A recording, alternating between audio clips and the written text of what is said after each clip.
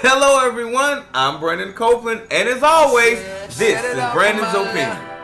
Set it off on my right. I said, liquor all on my breath.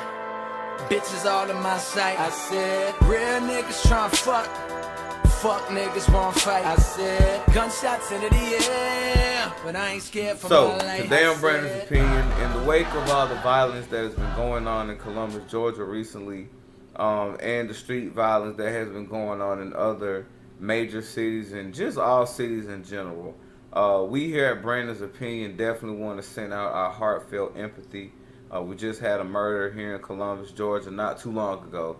And our regards and our prayers go out to you and your family, and to those who have lost loved ones this year, period. But, I want to ask us a question. I want us to really think about this fratricidal element that has been going on. What are we doing? What are we saying that is possibly endorsing it? Well, most murders, especially street murders, happen for a reason. 9 out of 10 is because of hatred, greed. It could be because you crossed somebody, slept with somebody's girl, baby mama, sister, whatever. It always happens out of something that could have been talked about. It always happens 9 out of 10 out of something that could have been easily resolved. Now, we got this term being about that life. I understand we about that life. We're about that life of robbing, and we want to get it out the mud by any means necessary. You get me, I get you. And that's become our culture. That has become the culture of people in poverty. Is to survive by any means necessary. But I want us to also understand that we're promoting this. That's not life. That's death.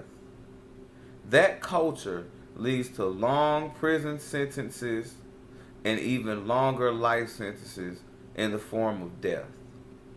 That's what it does. And see, we've been so conditioned, we've been so programmed that we think that this is what we're supposed to do. It was once said by an original founder of the Crips, once an element or once a culture has been oppressed for so long, they soon become the element of their own oppression, because it sets up insecurity and it sets up an heritable trait in the mind of a culture to act a certain way. See, we're not born hating the European people because of slavery. We're not born like that. That's a learned behavior. We're taught, the white man brought us in slavery. And now that we're in America, we're still in slavery. See, that's a learned behavior. We're taught that. But I want us to understand that now we have become the element of our own oppression. Now, you may take that and tweak it and say, at the end of the day, the root of the matter is the fact that we were an oppressed people, and now we must understand the psychology that goes behind this, and we have to learn how to come out of it. And it's because we were suppressed, and we're going to always be suppressed, and we'll never make it out because this is a white man's world. Okay, think what you will. But right now, let's deal with the inside. Let's start the process of introspection. Let's look at the inside. Why are you about that life? Because that life leads to death. That's not a life. Yeah, you're about that life in the grave. You're about that life in jail. You're about that life always on child support. You're about that life of always wanting to have to watch your back. You're about that life that makes you conspire and turn on your friends. You're about that life that is full of drama. You're about that life that has no prosperous ending. Yeah, you about that life. But is that the life you want to be about? If we're going to use a term, and if we're going to use a prepositional phrase such as that, let's make sure that when we say it, We mean it in a way that gives the literal noun of the phrase, and that's life. I'm about that life. You want to know what life I'm about? I'm about the life of trying to give you a word for you to share so we can all live in a more peaceful community. I'm about that life that will hopefully lead me to some type of financial prosperity. I'm about that life that makes me want to be a good father to my children. I'm about that life. But what life are you about? What life will we be about? Although I was once a person of that life, you know, I thought the same stuff that seems cool now was cool. But I and a lot of older cats who have been there can attest that's not life. You don't want to be about that life. We got to be careful of the poison that we choose to feed our community.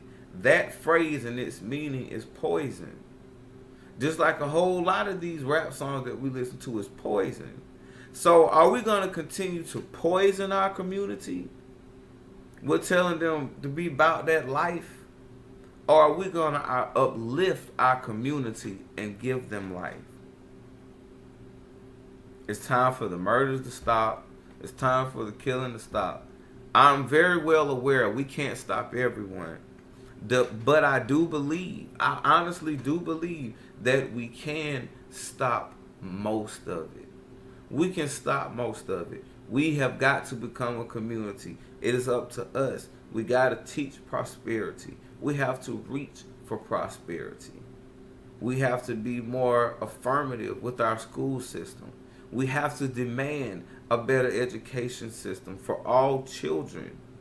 Don't just sit here and watch this video and say, oh, he ain't talking about that. Look at this boring video. This some dude sitting in his kitchen. What is he talking about? As meagerly entertaining as this video may be, understand the message I'm trying to get across to us as a culture in poverty. We want to get rid of these stigmas. We want to get rid of these stereotypes. You got to start acting different. We've got to do something different. We got to be about life, not that life. I'm Brandon Copeland. That's my opinion. Be sure to follow me on Twitter at Grand Albanil. Be sure to friend me on Facebook at Brandon Copeland. Look at the picture of Poseidon and that will be me. Also, you can check my blog out at mentalministry.wordpress.com. I'm Brandon Copeland. I'll see y'all next time. Set it off on my left. Don't be about Set it that off life. on my right. I said, liquor all on my breath. Bitches all in my sight. I said, real niggas tryna fuck. Fuck niggas won't fight.